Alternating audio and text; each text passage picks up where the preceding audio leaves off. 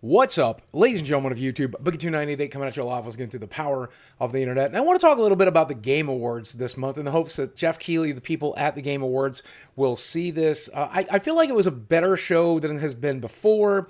It probably had the least cringy moments of any Game Awards so far, but I still have some complaints. And when it comes to the specific awards, I didn't really have any complaints. I felt like all of the games that I loved did fairly well. It's not like everything got swept by one game, like the year Red Dead Redemption 2 pretty much swept the entire set of categories. I really enjoyed pretty much most of the games that got stuff, and the actors and actresses and esports players. I feel like people who deserved it got fair rewards.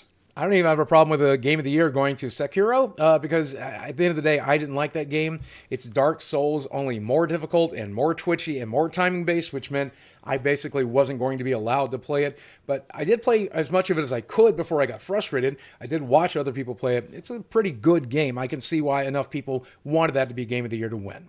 No, my biggest complaint is that, again, this is an awards show.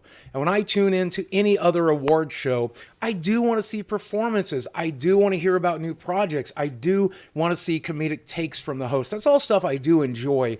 But I'm tuning into those award shows primarily for the awards. I want to see who wins what.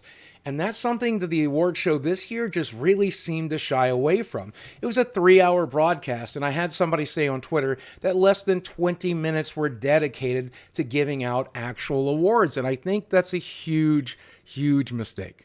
I mean, don't get me wrong, there were some really great segments giving away the awards. I loved the Muppets bit. I didn't even mind Vin Diesel being a presenter coming out, giving away Game of the Year.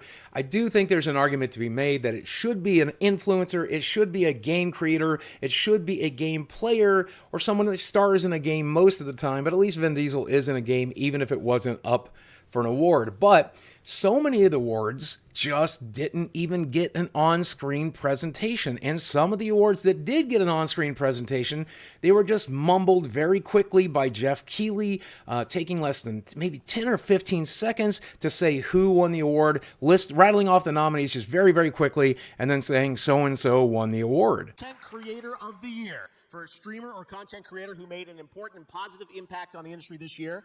The nominees are Courage, who's in the house here, Dr. Lupo, Ewok, Gref, and Shroud. And the Game Award goes to Shroud.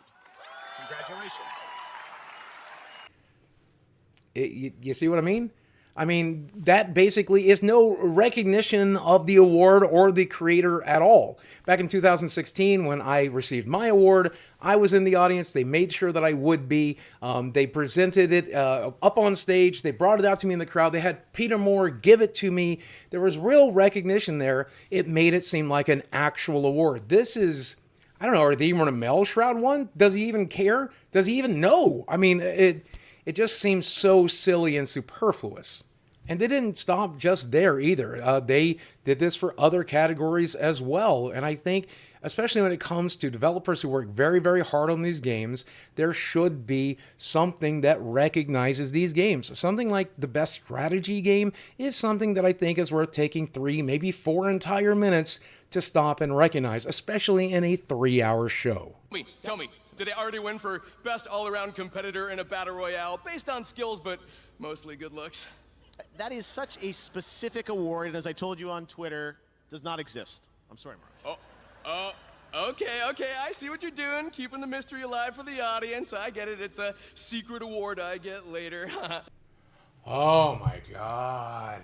And don't get me wrong, there are plenty of people who view the Game Awards for the announcements, for the ads, for the commercials, for the release dates, for that cool stuff, but this year, that was even lacking. I mean, a lot of Nintendo fans tuned in specifically because we believed there was going to be an announcement for the 5th Smash DLC character. Nintendo basically brought nothing. Sony barely brought anything, showing like, what, one game that's coming out to the PlayStation 5?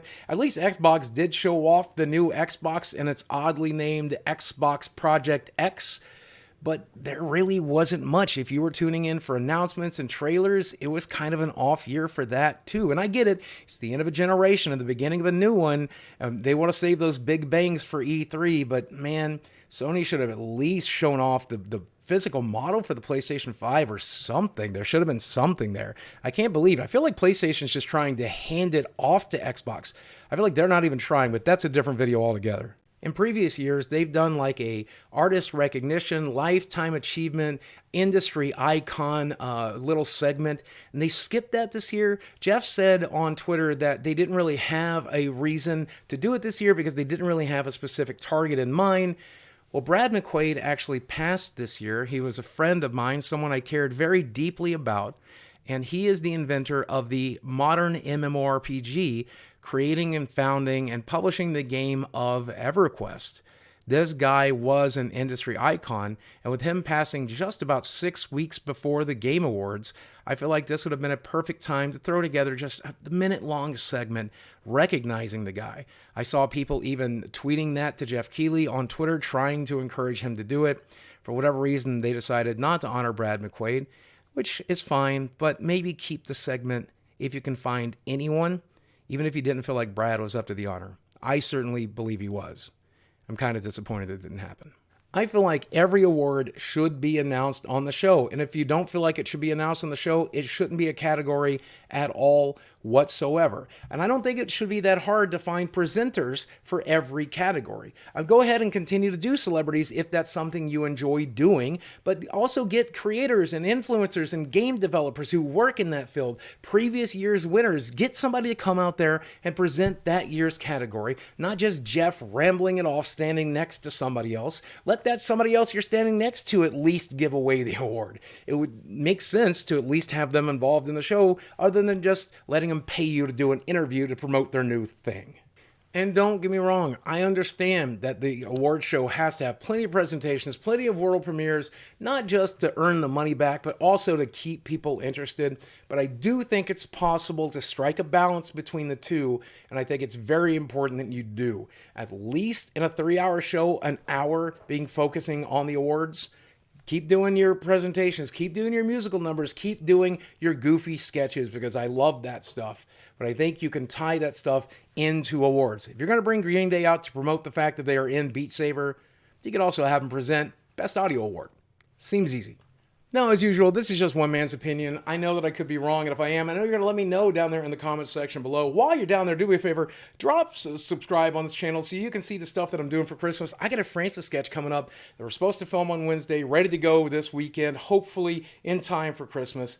And I really appreciate it if you would. Hit that notification bell so you can see videos as soon as they go live. The quicker you respond to that notification, the better the chances that video will do well. If you choose to do that, you'll be supporting me, and I'll always appreciate it. Guys, as always, thanks for watching. I love you very much, and I speak with you again soon.